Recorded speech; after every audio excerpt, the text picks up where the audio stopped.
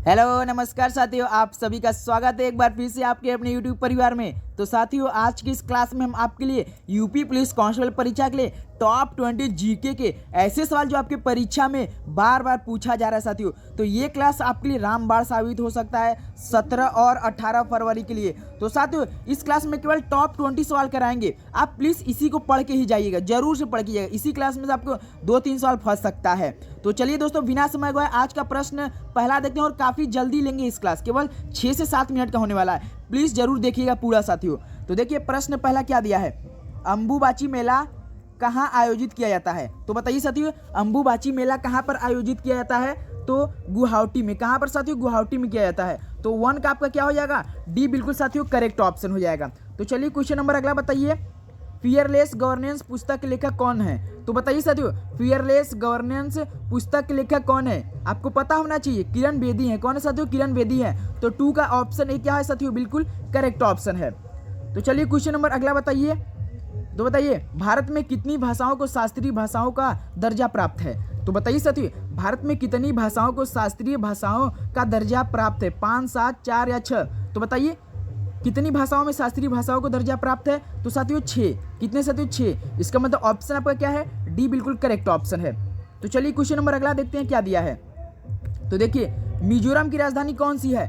तो साथियों, मिजोरम की राजधानी क्या होती है? आइजोल होती है। तो ऑप्शन ए पे ताला लॉक कर दिया जाए, बिल्कुल करेक्ट ऑप्शन है।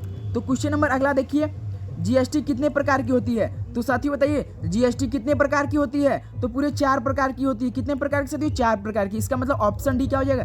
करेक्ट ऑप्शन हो जाएगी। तो चलिए क्वेश्चन नंबर अगला देखते हैं, निम्नलिखित में से क्या भारत में नीली क्रांति से संबंधित है। तो बताइए साथियों, निम्नलिखित में से क्या भारत में नीली क्रांति से संबंधित है। तो आपको पता होना चाहिए, मत्स्य पालन नीली क्रांति से संबंधित है। मत्स्य पालन, इसका मतलब सी आपका ऑप्शन क्या है साथियों? बिल्कुल करेक्ट ऑप्शन है।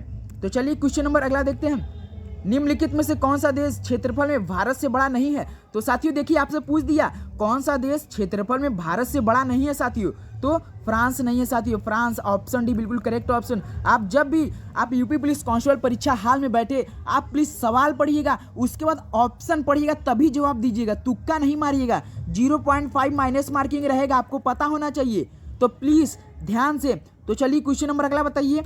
तो देखिए, निम्नलिखित में से कौन सी नदी भ्रंश रिफ्ट घाटी में प्रभावित होती है। तो बताइए साथियों, कौन सी नदी भ्रंश रिफ्ट घाटी में प्रभावित होती है। तो साथियों कौन? ताप्ती। कौन सी नदी? ताप्ती नदी। तो ऑप्शन आपका डी क्या हो जाएगा साथियों? बिल्कुल करेक्ट ऑप्शन हो जाएगा।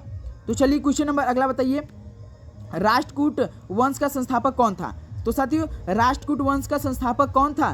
तो दंती दुर्ग था। कौन था साथियों? दंती दुर्ग था। तो ऑप्शन ए दंती दुर्ग क्या हो जाएगा? बिल्कुल करेक्ट ऑप्शन हो जाएगा। दंती दुर्ग राष्ट्रीय वंश का संस्थापक था। तो चलिए क्वेश्चन नंबर अगला बताइए। तो देखिए, निम्नलिखित सुल्तानों में से किसे अन्य के ऊपर से कर समाप्त करने के लिए जाना जाता था। तो बताइए साथियों, निम्नलिखित सुल्तानों में से किसे अन्य के ऊपर से कर क्या साथियों? कर समाप्त करने के लिए जाना जाता है। तो बता सकते हैं साथियों, किसे जाना? सिकंदर लोदी को। किसे साथियों? सिकंदर लोदी को। तो ऑप्शन ए क्या हो जाएगा साथियों? बिल्कुल करेक्ट ऑप्शन हो जाएगा।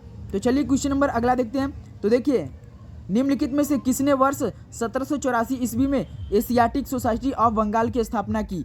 तो बताइए साथियों, निम्नलिखित में से किसने वर्ष 1784 ईस्वी में एशियाटिक सोसाइटी ऑफ बंगाल की स्थापना की थी।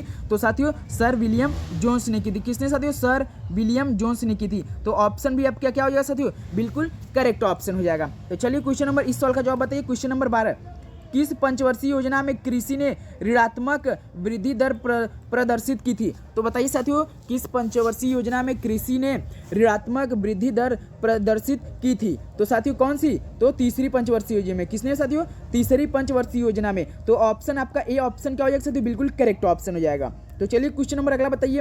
तो देखिए, मेक इन इंडिया कार्यक्रम आरंभ किया गया। तो बताइए साथियों, मेक इन इंडिया कार्यक्रम कब आरंभ किया गया था। तो कब आरंभ किया गया था? सितंबर के महीने में स्टार्ट किया गया था 2014 में। इसका मतलब ऑप्शन आपका क्या है साथियों? देखिए ऑप्शन बी सितंबर 2014। ऑप्शन भी बिल्कुल करेक्ट ऑप्शन हो जाएगा साथियों।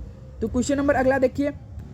तो देखिए, निम्नलिखित में से भारत का कौन सा राज्य अधिकतम राज्य की सीमाओं से मिलता है। तो बताइए साथियों, भारत का ऐसा कौन सा राज्य है जो कि अधिकतम राज्य की सीमाओं से मिलता है। तो आपको पता होना चाहिए, उत्तर प्रदेश। कौन सा? उत्तर प्रदेश। इसका मतलब ऑप्शन है उत्तर प्रदेश क्या साथियों? बिल्कुल करेक्ट ऑप्शन हो जाएगा। तो चलिए क्वेश्चन नंबर अगला देखिए। तो देखिए, इथियोपिया की राजधानी है, तो बताइए साथियों इस पे स्टार लगा लीजिए, इस पे स्टार लगा लीजिए। इथियोपिया की राजधानी कहाँ पर है, तो बताइए साथियों इथियोपिया की राजधानी कहाँ पर है, तो आदिस अबाबा में है। कहाँ साथियों, आदिस अबाबा में है। ऑप्शन ए क्या हो जाएगा साथियों, बिल्कुल करेक्ट ऑप्शन, 15 का ए बिल्कुल साथियों क्या है, करेक्ट ऑप्शन है। तो चलिए क्वेश्चन नंबर अगला बताइए। तो देखिए निम्नलिखित ज्वालामुखियों में से किसे भूमध्य सागर का प्रकाश स्तंभ कहा जाता है, तो बताइए साथियों निम्नलिखित ज्वालामुखियों में से किसे भूमध्य सागर का प्रकाश स्तंभ कहा जाता है साथियों, तो स्ट्राम्बोली को कहा जाता है। किसे साथियों, स्ट्राम्बोली को कहा जाता है। ऑप्शन सी क्या हो जाएगा, 16 का सी बिल्कुल साथियों क्या है, करेक्ट ऑप्शन है। तो चलिए क्वेश्चन नंबर अगला बताइए। तो देखिए भारतीय संविधान के अंतर्गत कितने प्रकार के आपातकाल वर्णित हैं, तो बताइए साथियों भारतीय संविधान के अंतर्गत कितने प्रकार के आपातकाल वर्णित हैं, तो साथियों पूरे 12 आपातकाल वर्णित है। इसका मतलब ऑप्शन सी क्या हो जाएगा साथियों, बिल्कुल करेक्ट ऑप्शन हो जाएगा।